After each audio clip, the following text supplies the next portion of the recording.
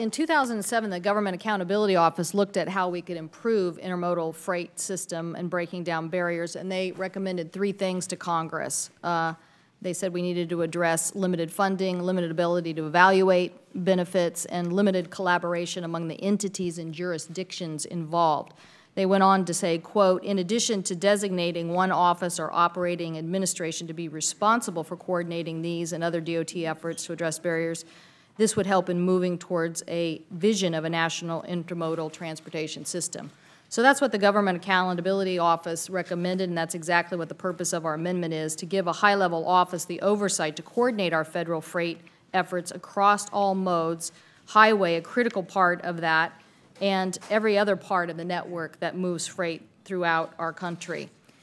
We received letters in support of this from the Coalition of American Gateways, Trade Corridors, and over 60, that has 60 different kind of representative organizations, from DOTs to ports to engineering firms to freight corridors, and a lot of people just interested, not just highways, but all intermodal, and definitely not just rail. These recognize the efforts of a freight network because we want to maximize the amount of exports going out of the United States and to make sure that our systems are coordinated. In these tight times of a federal budget, we need to make sure that our agencies are doing everything they can to streamline the decision-making process and making the right investments in exactly the kind of policies that will help us in moving transportation systems. In my home state, we have done this, and it has moved our highways and our short-haul truck systems and everything to a smoother process, but it has taken the valuable amounts of money and made sure that we are prioritizing those that are really about moving freight. Freight bottlenecks, as we all know, and other forms of congestion or just plain lack of infrastructure investment cost us about $200 billion a year. And so to wisely help that congestion on our roads, we need to do a better job of planning.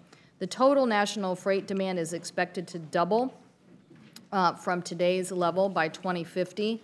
And with this growth, the infrastructure investment will be very critical to making sure we make the right decisions with our tax dollars to get the best value possible and the best economic impact for our country.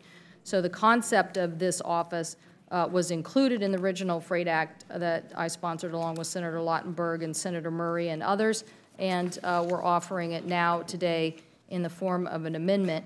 The American Society of Engineers project that the failing infrastructure and increased transportation costs will drive the cost of doing business up $430 billion in the next decade.